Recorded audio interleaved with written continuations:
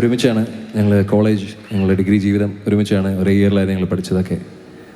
അതോടൊപ്പം തന്നെ നമ്മളുടെ ആദ്യത്തെ album, college album decade dreams, അതൊക്കെ ഞങ്ങൾ ഒരുമിച്ചുണ്ടായിരുന്ന പാട്ട് ആണ് അതൊക്കെ.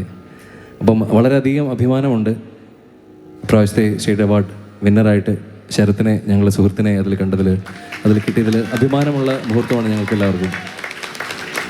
അതേപോലെ തന്നെ ഞങ്ങളുടെ റിതം ഓഫ് മഹായോഗി എന്നുള്ള ഞങ്ങളുടെ ഭജൻ ആൽബത്തിൻ്റെ ഞങ്ങളുടെ സൗണ്ട് മിക്സിങ്ങും മാസ്റ്ററിങ്ങും എല്ലാം ചെയ്തു തന്നത് ശരത്താണ്. അപ്പം അതും വളരെയധികം സന്തോഷം.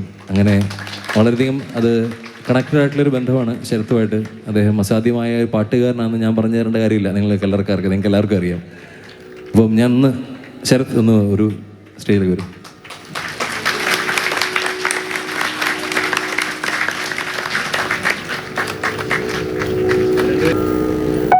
ഹലോ.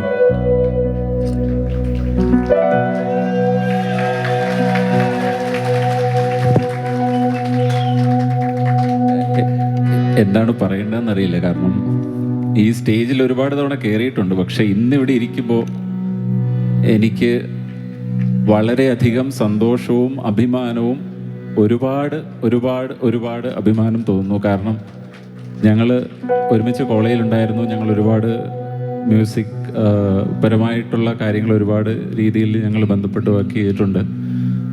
അതോടൊപ്പം തന്നെ ഇവരുടെ ആൽബത്തിൽ എനിക്ക് ചെറിയൊരു ഭാഗമാകാൻ കഴിഞ്ഞു. അപ്പോൾ അങ്ങനെയുള്ള ഇത്രയും കേരളം മുഴുവൻ അല്ലെങ്കിൽ ലോകം മുഴുവൻ ഇന്ന് ഉറ്റുനോക്കുന്ന ഒരു ഭജൻ ഇവരുടേതാണ്. ഇന്ന് ഇവിടെ നിങ്ങൾക്ക് നോക്കിയാൽ കാണാം, ഇതുപോലെ ഒരു ക്രൗഡ് ഇവിടെ വന്നിട്ടുണ്ടോ എന്നുള്ളത് എൻ്റെ ഓർമ്മയിലില്ല.